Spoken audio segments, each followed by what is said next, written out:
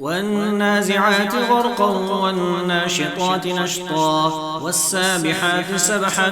فالسابقات سبقا فالمدبرات أمرا يوم ترجف الراجفة تتبعها الرادفة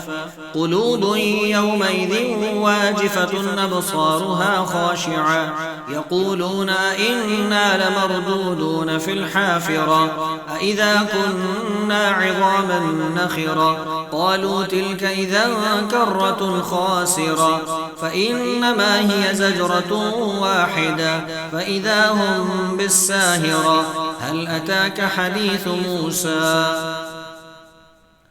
إذ ناداه ربه بالوادي المقدس طوى اذهب إلى فرعون إنه طغى فقل هل لك إلى أن تزكى وأهديك إلى ربك فتخشى فأراه الآية الكبرى فكذب وعصى ثم أدبر يسعى فحشر فنادى فقال أنا ربكم الأعلى فأخذه الله نكال الآخرة والأولى إن في ذلك لعبرة لمن يخشى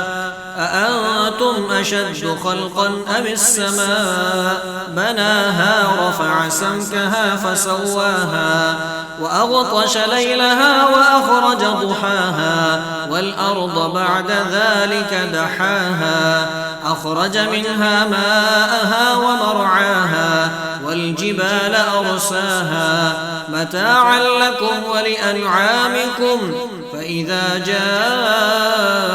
الطامة الكبرى يوم يتذكر الإنسان ما سعى وبرزت الجحيم لمن يرى فأما من طغى وآثر الحياة الدنيا فإن الجحيم هي المأوى وأما من خاف مقام ربه ونهى النفس عن الهوى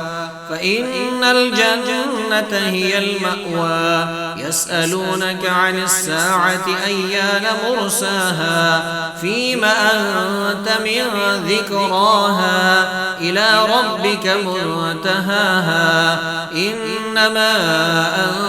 أنت منذر من يخشاها كأنهم يوم يرونها لم يلبثوا إلا عشية أو ضحاها.